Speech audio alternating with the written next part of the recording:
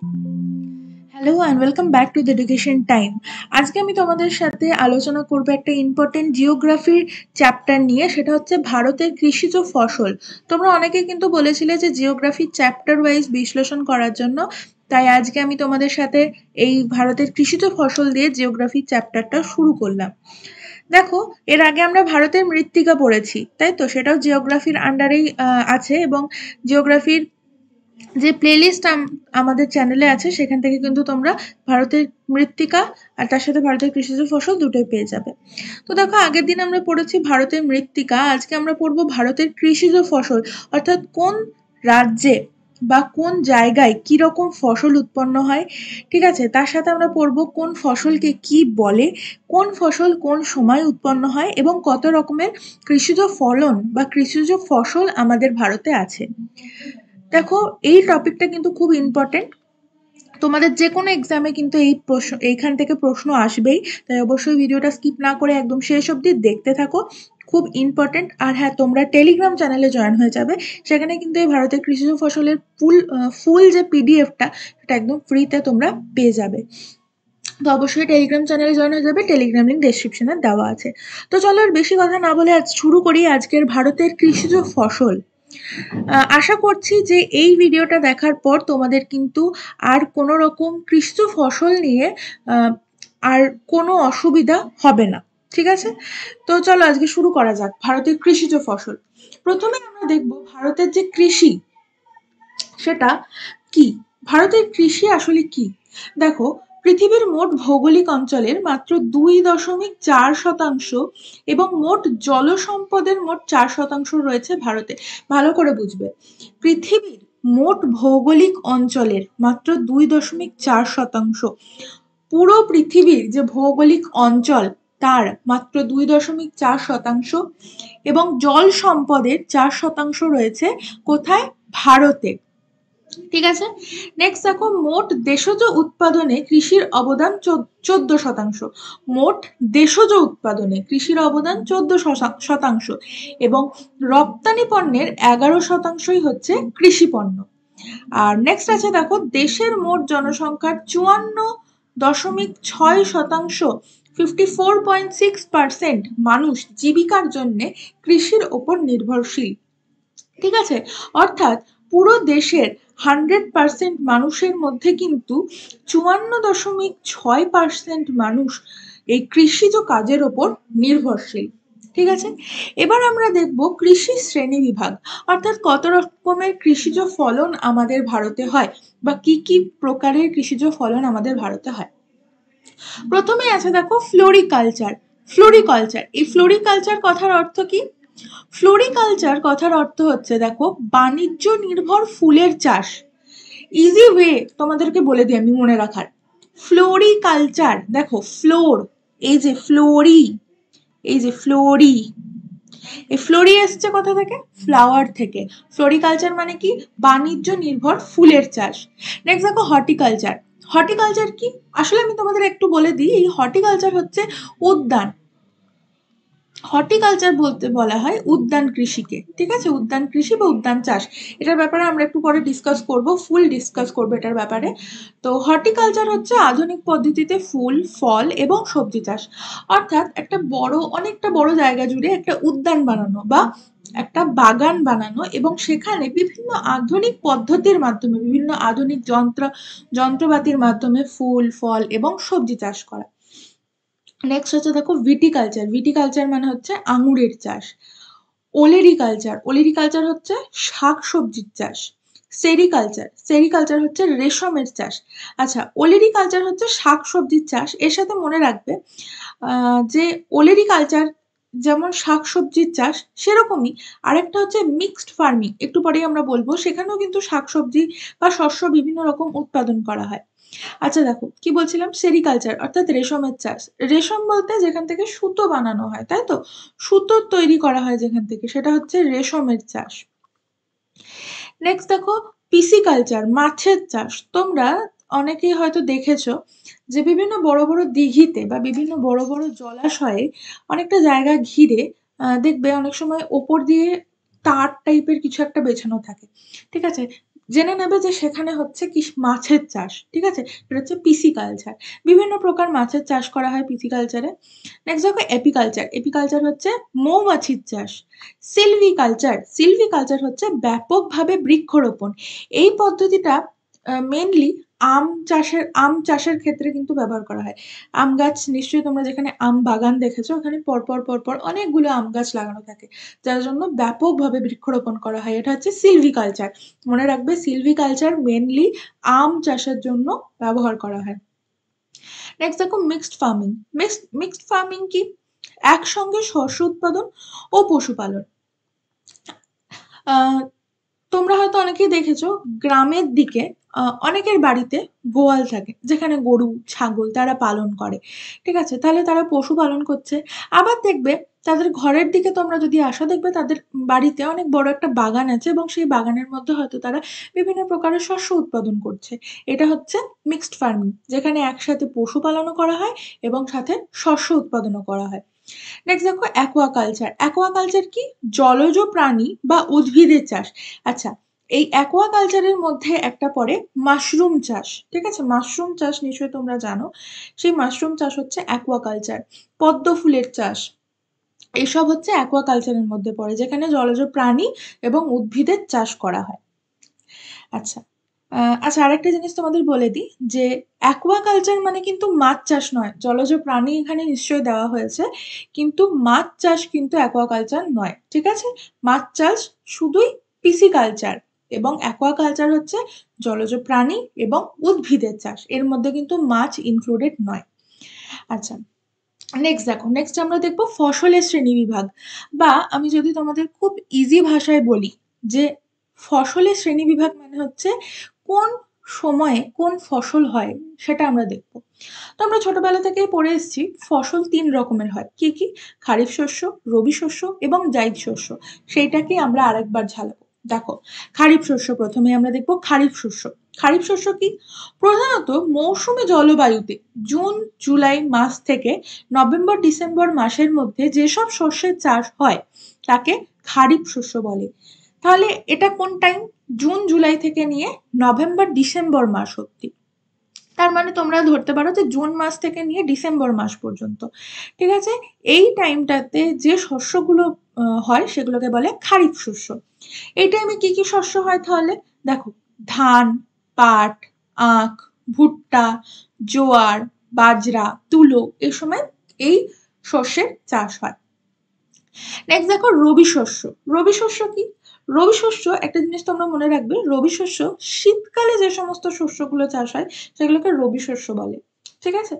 দেখো, মৌসুমী বায়ুর প্রত্যাবর্তনের সময় অক্টোবর থেকে নভেম্বর মাস এবং ফেব্রুয়ারি মাসের মধ্যে যে ফসলের চাষ হয় তাকে রবি শস্য বলে। অর্থাৎ অক্টোবর মাস থেকে শুরু হয় এবং ফেব্রুয়ারি মাসে শেষ হয়, এই সমস্ত ফসলগুলোকে বলে রবি শস্য, ঠিক আছে। দেখো, শীতকালে জলসেচের সাহায্যে এই চাষ হয়। শীতকালে জলসেচের সাহায্যে এই চাষ করা হয়। কি কি চাষ হয় এই সময়? গম, যব, ছোলা, আলু, সর্ষে। আচ্ছা, একটা জিনিস মনে রাখবে এই রবি শস্য দিয়ে, যে শীতকালে যে সমস্ত সবজিগুলো আমরা দেখতে পারি, ঠিক আছে, যে সমস্ত সবজি, কি কি সবজি দেখতে পাই শীতকালে? বেশিরভাগ গাজর দেখতে পাই, মূলো দেখতে পাই, তারপরে বিট দেখতে পাই, বা মটরশুঁটি দেখতে পাই। এগুলো সবই কিন্তু রবি শস্যের মধ্যে পড়ে, ঠিক আছে। তো মনে রাখবে যে শীতকালে আমরা যে সমস্ত সবজিগুলো দেখতে পাই, যে সমস্ত শস্যগুলো দেখতে পাই, সেগুলো সব রবি শস্যের মধ্যে পড়ে, সেগুলোকে বলে রবি শস্য। নেক্সট দেখো জাইদ শস্য। জাইদ শস্য কি? মার্চ থেকে জুন পর্যন্ত শুষ্ক ঋতুতে ফলের চাষ। এই সময় অর্থাৎ মার্চ থেকে জুন, ধরে নাও গরমকাল, গরমকালে যে সমস্ত ফসলগুলো চাষ করা হয় সেগুলোকে বলে জাইদ শস্য। গরমকালে আমরা কি কি দেখতে পাই? বেশি করে দেখতে পাই আমরা কি? শসা, তরমুজ, এগুলো আমরা বেশি দেখতে পাই, তাই তো। দেখো, বাদাম, আউশ ধান, তরমুজ, শসা, এগুলোকে বলে জাইদ শস্য। মনে থাকবে তাহলে খারিফ শস্য চাষ করা হয় কবে থেকে? জুন থেকে ডিসেম্বর অবধি। রবি শস্য চাষ করা হয় শীতকালে, মাস মনে রাখার দরকার নেই, শীতকাল মনে রাখবে, ঠিক আছে? যদি মাস তোমাদের মনে রাখতে হয় কিভাবে মনে রাখবে, এইভাবে মনে রাখবে যে শীতকাল কোন কোন মাসকে আমরা ধরি, নভেম্বর, অক্টোবর নভেম্বর মাস থেকে আমরা শীতকাল ধরি, তাই তো আস্তে আস্তে ঠান্ডা লাগতে শুরু করে আমাদের। তাহলে অক্টোবর নভেম্বর মাস থেকে কতদিন অবধি ঠান্ডা থাকে? ফেব্রুয়ারি মাস পর্যন্ত, তাই তো? ফেব্রুয়ারি মাস অবধি যে সমস্ত শস্য হয় সে সমস্ত শস্যকে বলে রবি শস্য। গরমকালে অর্থাৎ মার্চ, এপ্রিল, মে, জুন, এই কটা মাস গরমকাল আমরা জানি, এই কটা মাসে যে সমস্ত শস্য ফলন হয় সেগুলোকে বলে জাইদ শস্য, ঠিক আছে? আর উদাহরণ তোমরা কি করে মনে রাখবে? গরমকালে যে সমস্ত সবজি বা শস্য আমরা বিশেষ করে দেখতে পাই সেগুলোকে বলে জাইদ শস্য। শীতকালে আমরা যে সমস্ত শস্য বা যে সমস্ত আমরা ফল বা সবজি দেখতে পাই সেগুলোকে বলে রবি শস্য। এবং জুন জুলাই থেকে ডিসেম্বর মাস অব্দি আমরা যা যা দেখতে পাই সেগুলো হচ্ছে সবই খারিফ শস্য। এবার তোমাদের একটা জিনিস বলি, দেখো খারিফ শস্যতে আমরা যে সমস্ত জিনিসগুলো উদাহরণে পাচ্ছি, ধান, পাট, আখ, ভুট্টা, জোয়ার, বাজরা, তুলো, এগুলো কিন্তু দেখো আমাদের প্রত্যেক দিনই আমরা দেখতে পাই, তাই না? তাহলে মনে রাখবে এগুলো হচ্ছে খারিফ শস্য। মনে থাকবে আশা করছি। আচ্ছা, নেক্সট আমরা চলে যাব, দেখো ব্যবহার অনুযায়ী কৃষিজ ফসলের শ্রেণী বিভাগ। ব্যবহার অনুযায়ী আমরা কিভাবে ব্যবহার করি, সেই অনুযায়ী আমাদের ব্যবহার অনুযায়ী আমরা কৃষিজ ফসলকে যেভাবে ভাগ করি। প্রথমে কি খাদ্যশস্য, অর্থাৎ যেগুলো আমরা খাই। কি খাই? দেখো ধান, গম, জোয়ার, বাজরা, রাগি, ভুট্টা, আরো যে সমস্ত জিনিসগুলো আছে যেগুলো আমরা খাই সেগুলো সবই হচ্ছে খাদ্যশস্য, ঠিক আছে?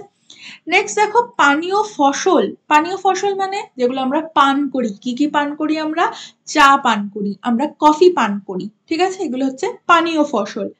নেক্সট দেখো তন্তু শস্য। আচ্ছা, তন্তু মানে কি বলতো? তন্তু মানে তোমরা জানবে সুতো, সুতো বা তুলো, ঠিক আছে? যেগুলো দিয়ে মেনলি কাপড় তৈরি করা হয় সেগুলো হচ্ছে তন্তু শস্য। এগুলো কি কি? পাট, কার্পাস, তুলো, এগুলো হচ্ছে সবই তন্তু শস্য। নেক্সট দেখো অর্থকারী ফসল। অর্থকারী ফসলকে আমি বলতে পারি আরো ইজিলি বা আরো সহজ ভাষায় আমি বলতে পারি যে সমস্ত ফসলের অনেক দাম বা যে সমস্ত ফসল অনেক দামে বিক্রি হয় সেগুলোকে আমরা অর্থকারী ফসল বলি। যেগুলো, যে ফসলগুলো ফলনের ফলে আমাদের আর্থিক সাহায্য হয় সেগুলো হচ্ছে অর্থকারী ফসল। কি কি? দেখো রাবার, চা, পাট, তৈলবীজ, এগুলো সব অর্থকারী ফসল। নেক্সট দেখো বাগিচা শস্য। বাগিচা শস্য মানে একটা বাগিচার মধ্যে আমরা দেখতে পাই বা একটা বাগানের মধ্যে আমরা যেগুলো দেখতে পাই। কি দেখতে পাই? চা, কফি, রাবার, এগুলো হচ্ছে সব বাগিচা শস্য। এগুলো কিন্তু বাগিচা হিসেবে পালন করা হয়। যেমন চায়ের বাগিচা বা চায়ের বাগান, কফির বাগিচা বা কফির বাগান, বলে থাকি আমরা চায়ের বাগান, চায়ের বাগিচা, ঠিক আছে? নেক্সট দেখো বাণিজ্যিক শস্য, অর্থাৎ যেগুলো ইম্পোর্ট হয়, বাইরে রপ্তানি হয়, সেগুলোকে আমরা বলি বাণিজ্যিক শস্য। এগুলো কি? এগুলো হচ্ছে পাট, কার্পাস, তামাক, এগুলো বাইরে রপ্তানি হয় বা ইম্পোর্ট হয়, তাই এগুলো বাণিজ্যিক শস্য, ঠিক আছে? নেক্সট আমরা চলে যাব ফসলের নাম, উৎপাদক রাজ্য এবং উৎপাদনে বিশ্বের স্থান, অর্থাৎ সারা ভারতে সারা বিশ্বে ভারতের যে স্থান উৎপাদনে সেটা। তো দেখো ফার্স্টেই আছে ধান। ধান উৎপাদক রাজ্য কি কি? পশ্চিমবঙ্গ, উত্তরপ্রদেশ, পাঞ্জাব, ঠিক আছে? দেখো এখানে উৎপাদনে বিশ্বের স্থান হচ্ছে সেকেন্ড।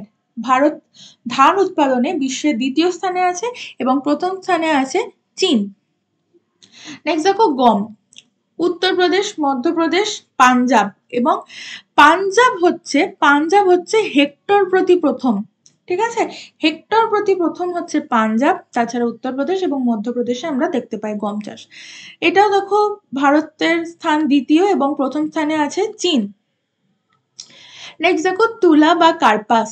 তুলা বা কার্পাস এটাতে আছে মহারাষ্ট্র, গুজরাট এবং তেলেঙ্গানা। ভারতের স্থান দ্বিতীয়, প্রথম স্থানে আছে চীন। নেক্সট দেখো পাট। পশ্চিমবঙ্গ, বিহার এবং আসাম। দেখো এক্ষেত্রে পাট উৎপাদনে কিন্তু আমাদের ভারতের স্থান প্রথম। নেক্সট দেখো আখ। আখ কোথায় উৎপন্ন করা হয়? উত্তরপ্রদেশ, মহারাষ্ট্র, কর্ণাটক। তাহলে এক্ষেত্রে ভারতের স্থান দ্বিতীয় এবং ব্রাজিল হচ্ছে এক্ষেত্রে প্রথম স্থানে আছে। দেখো তোমাদের এবার একটা কথা বলি, সেটা হচ্ছে যে তোমাদের অনেকেরই হয়তো মাথায় এই কোশ্চেনটা ঘুরছে যে আমরা তো যেতে আসতে পশ্চিমবঙ্গতেও কোথাও কোথাও আখ উৎপাদন হতে দেখেছি বা আখের জমি দেখেছি, ঠিক আছে, তাহলে এখানে আখের নাম নেই কেন উৎপাদক রাজ্যে? দেখো এখানে যে উৎপাদকগত রাজ্যগুলো আছে সেগুলো হচ্ছে প্রথম ভারতের মধ্যে প্রথম যেগুলো আছে সেইগুলো নিয়েই কিন্তু আমরা আলোচনা করছি। আর এটাই হয় মেনলি, যে সমস্ত রাজ্যগুলো প্রথমের দিকে থাকে উৎপাদনে সেই সমস্ত রাজ্যগুলোর নামই কিন্তু তোমাদের জিজ্ঞেস করা হয়, ঠিক আছে? তো এটা তোমরা মনে রাখবে। নেক্সট দেখো চা। চা চা চা উৎপাদক রাজ্য হচ্ছে পশ্চিমবঙ্গ। কোথায় উৎপাদন করা হয় চা? দার্জিলিং, ঠিক আছে। আর আসাম, তো উৎপাদনে বিশ্বের স্থান হচ্ছে দ্বিতীয় এবং চীন হচ্ছে চা উৎপাদনের ক্ষেত্রে প্রথম। নেক্সট দেখো কফি। কফি হচ্ছে কোথায়? কর্ণাটক এবং কেরালা। আর সিক্সথ উৎপাদনে বিশ্বের স্থান হচ্ছে ষষ্ঠ বা সিক্সথ, আর প্রথম স্থানে আছে কে? ব্রাজিল। নেক্সট দেখো রবার। রবার কেরালাতে উৎপন্ন করা হয় এবং বিশ্বে চতুর্থ স্থানে আছে, প্রথম স্থানে রয়েছে থাইল্যান্ড।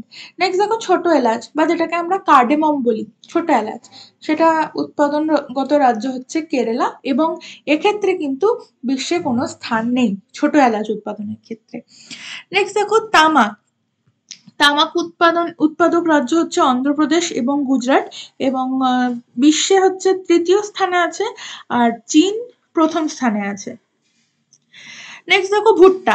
ভুট্টা উৎপাদন করা হয় কর্ণাটকে এবং এক্ষেত্রে উৎপাদনে বিশ্বের স্থান হচ্ছে পঞ্চম বা ফিফথ এবং আমেরিকা হচ্ছে এক্ষেত্রে প্রথম। ভুট্টা উৎপাদনে আমেরিকা প্রথম। আচ্ছা, নেক্সট দেখো মিলেট। মিলেটের মধ্যে পড়ছে জোয়ার, বাজরা এবং রাগি, ঠিক আছে, এই তিনটেকেই কিন্তু মিলেট বলা হয়। তো এগুলো উৎপাদন করা হয় রাজস্থান এবং কর্ণাটকে। নেক্সট দেখো ডাল। রাজস্থান ও মধ্যপ্রদেশ। বাদাম গুজরাটে উৎপাদন করা হয় এবং দ্বিতীয় স্থানে রয়েছে বাদাম উৎপাদনে চীন হচ্ছে প্রথম। সর্ষে উৎপাদন করা হয় রাজস্থান এবং মধ্যপ্রদেশ। এক্ষেত্রে কিন্তু বিশ্বে কোনো স্থান নেই ভারতের, আর প্রথম স্থানে রয়েছে কানাডা। নেক্সট দেখো সয়াবিন। সয়াবিন হচ্ছে মহারাষ্ট্র এবং মধ্যপ্রদেশে উৎপন্ন হয়। তারপর দেখো নারকেল হয় তামিলনাড়ুতে, ঠিক আছে, তৃতীয় স্থানে রয়েছে ভারত এবং প্রথম স্থানে রয়েছে ফিলিপাইন। নেক্সট দেখো কলা উৎপাদক রাজ্য হচ্ছে তামিলনাড়ু এবং উৎপাদনে ভারত সর্বপ্রথমে আছে। আচ্ছা, নেক্সট দেখো আমরা দেখবো ভারতের কৃষিজ বিভিন্ন গবেষণাগার, অর্থাৎ কোথায় কোন জিনিসটাকে নিয়ে গবেষণা করা হয় সেটা আমরা দেখবো এবং সাথে আমরা স্থানগুলোও দেখবো। দেখো প্রথমেই হচ্ছে সেন্ট্রাল রাইস রিসার্চ ইনস্টিটিউট, ধান গবেষণার বিষয়, ঠিক আছে, এবং এটা অবস্থিত দেখো কটকে, উড়িষ্যার কটকে। নেক্সট দেখো ইন্ডিয়ান হুইট রিসার্চ ইনস্টিটিউট, গম বিষয়ক গবেষণা, এটা হচ্ছে দিল্লির পুসাতে অবস্থিত। ন্যাশনাল ডেয়ারি ডেভেলপমেন্ট বোর্ড, এটা হচ্ছে দুগ্ধ এবং তার সাথে দুগ্ধজাত বিভিন্ন যে পণ্যগুলো বা দুগ্ধজাত বিভিন্ন যে জিনিসগুলো সেগুলো নিয়ে গবেষণা করে। তো এটা হচ্ছে দেখো গুজরাটের আনন্দতে, ঠিক আছে। নেক্সট হচ্ছে central institute of cotton research থেকে তোমরা বুঝতে পারছো তুলা উৎপাদনে, তো এটা হচ্ছে নাগপুরে, মহারাষ্ট্রের নাগপুরে। সেন্ট্রাল মিল্ক রিসার্চ সেন্টার, এটা দুধ গবেষণার বিষয় হচ্ছে দুধ এবং এটা হচ্ছে হরিয়ানার কার্নালে। আচ্ছা, এবার তোমাদের একটা জিনিস বলি যে দেখো এখানে আছে ন্যাশনাল ডেয়ারি ডেভেলপমেন্ট বোর্ড, তাই তো, আবার আছে দেখো সেন্ট্রাল মিল্ক রিসার্চ ইনস্টিটিউট। তো দেখো এখানে দুটোর মধ্যে ডিফারেন্স হচ্ছে একটাই, একটা হচ্ছে ডেয়ারি এবং একটা হচ্ছে মিল্ক, দুটোই কিন্তু দুগ্ধ, ঠিক আছে, দুটোর গবেষণার বিষয় হচ্ছে দুগ্ধ। কিন্তু যেখানে ন্যাশনাল ডেয়ারি ডেভেলপমেন্ট বোর্ড, দেখো এখানে বলেছে ডেয়ারি আমরা কখন বলি? যখন দুধ এবং তার সাথে দুগ্ধজাত বিভিন্ন যে জিনিসগুলো সেগুলো বোঝালে আমরা তখন ডেয়ারি বলি, অর্থাৎ দুগ্ধজাত বিভিন্ন যে জিনিসগুলো সেগুলো বোঝালে আমরা ডেয়ারি বলি। তাই ন্যাশনাল ডেয়ারি ডেভেলপমেন্ট বোর্ডে হচ্ছে দুগ্ধ এবং তার সাথে দুগ্ধজাত বিভিন্ন জিনিসগুলো। আর সেন্ট্রাল মিল্ক রিসার্চ ইনস্টিটিউট হচ্ছে শুধুমাত্র দুগ্ধ, ঠিক আছে, শুধুমাত্র দুগ্ধ গবেষণার বিষয়। আচ্ছা, নেক্সট আমরা চলে যাব, দেখো central jute technology research institute. Central jute technology research institute, পাট গবেষণার বিষয়। পাট কোথায়? পশ্চিমবঙ্গের ব্যারাকপুরে। নেক্সট দেখো ইন্ডিয়ান ইনস্টিটিউট অফ সুগার কেন রিসার্চ। সুগার কেন মানে আখ, ঠিক আছে, আখ বিষয়ে গবেষণার বিষয়। তো এটা কোথায়? লখনৌ, উত্তরপ্রদেশের লখনৌতে। তারপর দেখো সেন্ট্রাল পটাটো রিসার্চ ইনস্টিটিউট, আলু গবেষণার বিষয়, আলু, এটা কোথায় আছে? হিমাচল প্রদেশের সিমলাতে। নেক্সট হচ্ছে দেখো সেন্ট্রাল টি রিসার্চ ইনস্টিটিউট, চা গবেষণার বিষয়, চা, এটা আছে আসামের জোরহাটে। রাবার রিসার্চ ইনস্টিটিউট, গবেষণার বিষয় রাবার, এবং এটা হচ্ছে কেরালার কট্টাম।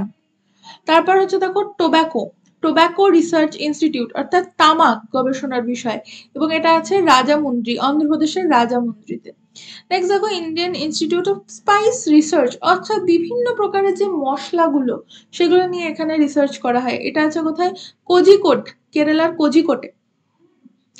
নেক্সট দেখো Indian council of agriculture research, অর্থাৎ কৃষিজাত পণ্য, বিভিন্ন কৃষিজাত যে পণ্যগুলো সেগুলো নিয়ে এখানে রিসার্চ করা হয়, এটা আছে কোথায়?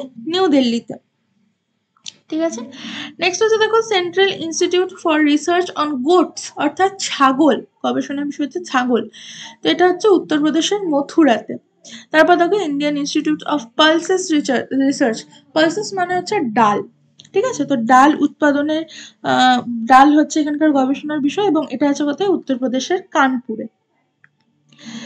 নেক্সট দেখো আমরা বিভিন্ন কৃষির ধরন পড়বো, কি কি কৃষি আমরা আর জানি। প্রথম হচ্ছে উদ্যান কৃষি, যেটা তোমাদের বললাম আমি একটু আগে, হর্টিকালচার।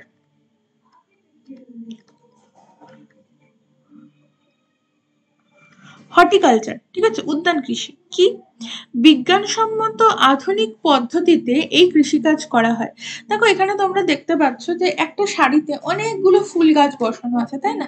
তার মানে অনেকটা জায়গা জুড়ে এই একটা উদ্যান বানানো হয়েছে, এবং সেখানে বিভিন্ন আধুনিক পদ্ধতি, বিভিন্ন আধুনিক সার বা বিজ্ঞানসম্মত উপায় তৈরি করা সার, বিভিন্ন বিজ্ঞানসম্মত উপায় তৈরি করা যন্ত্রপাতি, এইসব দিয়ে কিন্তু কৃষিকাজ করা হয় এবং ফলন করানো হয়। আচ্ছা, এটাকে আরেকটা ভাবে আর্টিফিশিয়াল বলা হয়, ঠিক আছে, কারণ যে সমস্ত সবজিগুলো হয়তো আবহাওয়ার জন্য হয় না সেগুলো কিন্তু এই উদ্যান কৃষির মাধ্যমে ফলন করানো হয়, ঠিক আছে। আচ্ছা, নেক্সট দেখো ব্যাপক কৃষি। ব্যাপক কৃষি, ব্যাপক মানে আমরা কি বুঝি? ব্যাপক অর্থাৎ অনেকটা বড়, তাই না?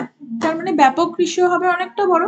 দেখো পৃথিবীর যেসব দেশে লোক সংখ্যার তুলনায় কৃষি জমির পরিমাণ বেশি, লোক সংখ্যার তুলনায় কৃষি জমির পরিমাণ বেশি, সেই সব দেশে অল্প শ্রম ও প্রচুর মূলধন বিনিয়োগ করে এই চাষ করা হয়। যে সমস্ত দেশে লোক সংখ্যার তুলনায় কৃষি জমির পরিমাণ বেশি, অর্থাৎ কৃষি জমি বেশি আছে এবং লোক সংখ্যা কম, সেই সব দেশে অল্প শ্রম, অল্প খেটে প্রচুর মূলধন বিনিয়োগ করে এই সমস্ত চাষ করা হয়, এটাকে বলা হয় ব্যাপক কৃষি। নেক্সট দেখো আর্দ্র কৃষি। এটা হচ্ছে যে সমস্ত অঞ্চলে 200 সেন্টিমিটারের বেশি বৃষ্টিপাত হয় সেই সব অঞ্চলে বৃষ্টিপাতের উপর নির্ভর করে আর্দ্র কৃষি গড়ে ওঠে। নেক্সট দেখো সেচন কৃষি। সেচন কৃষি কি? যে সমস্ত অঞ্চলে সারা বছর নদী, পুকুর, জলাশয় ও ভূগর্ভস্থ থেকে জলের যোগান স্বচ্ছভাবে পাওয়া যায় সেই সব অঞ্চলে সেচন কৃষি করা হয়, ঠিক আছে। তার মানে কি পাশাপাশি কাছাকাছি কোনো নদী, পুকুর বা জলাশয় বা ভূগর্ভস্থ জল থেকে জল বিভিন্ন বিভিন্ন জিনিসের সাহায্যে, বিভিন্ন যন্ত্রপাতির সাহায্যে, যেমন আমরা একটা বলে থাকি পাম্প, তাই না? পাম্প, কৃষি জমিতে পাম্প দিয়ে জল ওঠানো, বা যেটাকে পাম্প হাউস আমরা জানি বিভিন্ন জমির চারপাশে থাকে। তো এগুলো হচ্ছে সেচন কৃষির মাধ্যমে করা, ঠিক আছে। তো তোমরা এখানে দেখতে পাচ্ছ ছবিতে যে এখানে ভূগর্ভস্থ জল থেকে বা একটা জায়গায় জমানো জল থেকে নিয়ে বিভিন্ন ভাবে কৃষির জমির ওপর দেওয়া হচ্ছে, এটাকে বলে সেচন কৃষি। নেক্সট দেখো ঝুম চাষ। ঝুম চাষ কিন্তু আমরা ছোটবেলা থেকে পড়ে এসেছি যে ধাপে ধাপে চাষ করাকে ঝুম চাষ বলে।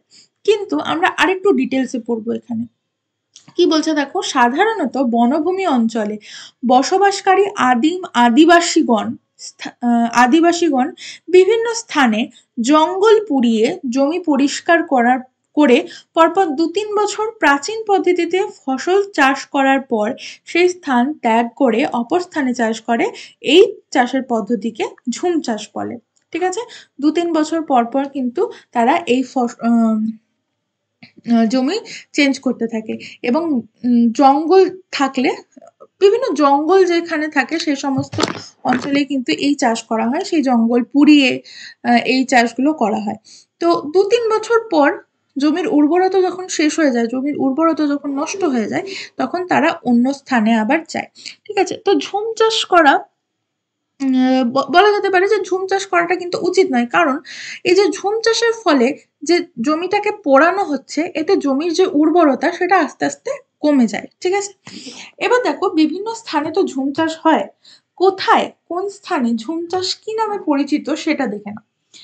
আসামে এটাকে বলে ঝুম চাষ, কেরালাতে এটাকে বলে পোনাম, অন্ধ্রপ্রদেশ ও ওড়িশাতে এটাকে বলে পডু, মধ্যপ্রদেশ ছত্তিশগড়ে এটাকে বলে বিওয়ার, মশান, বিড়া, আর পশ্চিম ঘাটে এটাকে বলে কুমারী। আচ্ছা, নেক্সট দেখো আমাদের সবুজ বিপ্লব বা গ্রিন রেভলিউশন। দেখো 1960-এর দশকের শেষের দিকে কৃষিকাজে উচ্চ ফলনশীল বীজ, রাসায়নিক সার, কীটনাশক, ট্রাক্টর প্রভৃতি আধুনিক কৃষি যন্ত্রপাতি ব্যবহারে ভূমি ও জলসেচের সম্প্রসারণ ঘটিয়ে ফসলের উৎপাদন বৃদ্ধি করার যে পরিকল্পনা গ্রহণ করা হয় তাকেই বলা হয় সবুজ বিপ্লব। বিশ্বের সবুজ বিপ্লবের জনক কে? Norman Borlaug. এবং ভারতের সবুজ বিপ্লবের জনক কে? এম.এস. স্বামীনাথন। এই দুটো নাম খুব ইম্পর্টেন্ট, তোমাদের কিন্তু এক্সামে সবসময় আসে, অবশ্যই মনে রাখবে। আচ্ছা, নেক্সট দেখো কৃষিজ বিপ্লব কি কি। কালো বিপ্লব কাকে বলা হয়? পেট্রোলিয়াম উৎপাদনে। নীল বিপ্লব হচ্ছে দেখো মৎস্যতে। দেখো কিভাবে তোমরা মনে রাখবে, প্রতিটা জিনিসের কালারের সাথে তোমরা মনে রাখবে। ঠিক আছে, পেট্রোলিয়াম আসলে কালো রঙের হয়, তাই কালো বিপ্লব। ঠিক আছে, মৎস্য মাছ, কোথায় হয়? মাছ কোথায় থাকে? জলে, জল নীল। ঠিক আছে, যার জন্য নীল বিপ্লব। এটা কে শুরু করেছিল? ডক্টর হীরালাল চৌধুরী। নেক্সট দেখো সোনালী তন্তু, এটা হচ্ছে পাট। পাট কি কালারের হয়? একটু কি বলবো, যাই হোক তোমরা নিশ্চয়ই দেখেছো পাটটা, আমার ঠিক মনে পড়ছে না এখন নামটা, কালারের নামটা আমার মনে পড়ছে না। তো পাটটাকে সোনালী তন্তু বলা হয়। কালার অনুযায়ী তোমরা মনে রাখবে প্রত্যেকটা জিনিস। ধূসর বিপ্লব হচ্ছে সার, এখানে রাসায়নিক সার বলা হয়েছে। ঠিক আছে, সার। আর বিভিন্ন তোমরা যদি রাসায়নিক সার দেখো, দেখবে বেশিরভাগ সারের রং হচ্ছে ধূসর। ঠিক আছে, যার জন্য ধূসর বিপ্লব। নেক্সট দেখো গোলাপি রং কি কি আছে? পেঁয়াজে আছে এবং চিংড়ি মাছ দুটোই কিন্তু গোলাপি, তাই এখানে পেঁয়াজ এবং চিংড়িকে গোলাপি বিপ্লব। এটাকে শুরু করেছিল দুর্গেশ প্যাটেল। নেক্সট দেখো রূপালী তন্তু হচ্ছে তুলা। তারপর দেখো সাদা বা অপারেশন ফ্লাড, এটাকে অপারেশন ফ্লাডও বলা হয়। তো সাদা কি? দুধ হচ্ছে একমাত্র সাদা। এটাকে কে শুরু করেছিল? ডক্টর হার্গিস কুরিয়ান। ইনি হচ্ছেন মিল্কম্যান অফ ইন্ডিয়া। ঠিক আছে, এনাকে মিল্কম্যান অফ ইন্ডিয়া বলা হয়। আচ্ছা, তোমরা আমাকে একটা কমেন্ট করে জানাবে যে তোমরা নিশ্চয়ই অনেকে ওই মাদার ডেয়ারি নামটা শুনেছো, তাই তো? মাদার ডেয়ারি, এই ব্র্যান্ডটা কে ওপেন করেছিল? এটা তোমরা আমাকে কমেন্টে জানাবে। মাদার ডেয়ারি, ঠিক আছে, এটা আমাকে কমেন্টে জানাবে ব্র্যান্ডটা যে ওপেন করেছিল তার নাম। আচ্ছা, নেক্সট দেখো হলুদ বিপ্লব। তৈল বীজকে, বিভিন্ন বীজকে যখন আমরা তেল করে দিই, তেলের রং কি? হলুদ, তাহলে হলুদ বিপ্লব। আচ্ছা, সবুজ বিপ্লব কৃষি, এটা তো নিশ্চয়ই তোমাদের মনে থাকবে, কৃষিকে সবুজ বিপ্লব বলা হয়। এটা হচ্ছে কে করেছিল? এম.এস. স্বামীনাথন। নেক্সট দেখো লাল কি কি? মাংস লাল এবং তার সাথে টমেটো লাল, তাহলে লাল বিপ্লব হচ্ছে মাংস এবং টমেটো। রূপালী কি? ডিম, এটা শুরু করেছিল ইন্দিরা গান্ধী। নেক্সট দেখো সোনালী বিপ্লব হচ্ছে হর্টিকালচার মানে কি বললাম? উদ্যান কৃষি বা উদ্যান চাষের ফলে যে সমস্ত ফল সবজি ফুলগুলো তৈরি করা হয় সেগুলো হচ্ছে হর্টিকালচার। এবং তার সাথে এটা হচ্ছে সোনালী বিপ্লবের মধ্যে পড়ে। আচ্ছা, গোল বিপ্লব, গোল কি? আলু, আলু গোল, তাহলে আলু হচ্ছে গোল বিপ্লব। আর রেনবো বিপ্লব, রেনবো বিপ্লব কি? ফল, দেখো ফল বিভিন্ন রঙের হয় তাই না, সেজন্য রেনবো বিপ্লব। মনে থাকবে, আশা করি মনে থাকবে তোমাদের, আর কোনো অসুবিধা হবে না এক্ষেত্রে বিপ্লবগুলো বুঝতে বা মনে রাখতে। আচ্ছা, নেক্সট আমরা কিছু কি পয়েন্টস পড়বো, এবং এগুলো ইম্পর্টেন্ট, এগুলো খুবই ইম্পর্টেন্ট, এগুলো তোমাদের পরীক্ষাতেও এসছে, সেই জন্য কিন্তু এগুলোকে আমি আলাদা করে কি পয়েন্টস হিসেবে দিয়েছি। দেখো, প্রথম হচ্ছে United Nations general assembly 2004 Salkia international year of rice বলে আখ্যায়িত করে। তারপর দেখো, সিকিম 2015 সালে ডিসেম্বর মাসে ফুললি অর্গানিক স্টেট হিসেবে মর্যাদা পায়। এগ্রিকালচার এপিটোম অফ ইন্ডিয়া বলা হয় কোথাকে, কোন রাজ্যকে? পাঞ্জাবকে agriculture epitome of India. Next দেখো, ভারতের সবচেয়ে বেশি সারের ব্যবহার লক্ষ্য করা যায় কোথায়? উত্তরপ্রদেশে। ভারতের সব থেকে বেশি কৃষিকাজে বিদ্যুৎ ব্যবহারকারী রাজ্য কোনটা? অন্ধ্রপ্রদেশ। ঠিক আছে, তো দেখো এখানেই আমাদের যে কৃষিজ ফসল ভারতের সেটা শেষ হচ্ছে। তো তোমাদের যদি এই ভিডিওটা ভালো লাগে অবশ্যই ভিডিওটাতে লাইক কমেন্ট শেয়ার করে দেবে তোমরা। আর আশা করি তোমাদের আর এরপর কৃষিজ ফসল নিয়ে কোনো রকম অসুবিধা থাকবে না। তো তোমরা যদি নতুন হয়ে থাকো অবশ্যই তোমরা চ্যানেলটাকে সাবস্ক্রাইব করে দেবে এরকমই আরো ইম্পর্টেন্ট নোটিফিকেশনস এর জন্য এবং এরকমই আরো ইম্পর্টেন্ট টপিকস এর জন্য। দেখা হচ্ছে নেক্সট ভিডিও নিয়ে।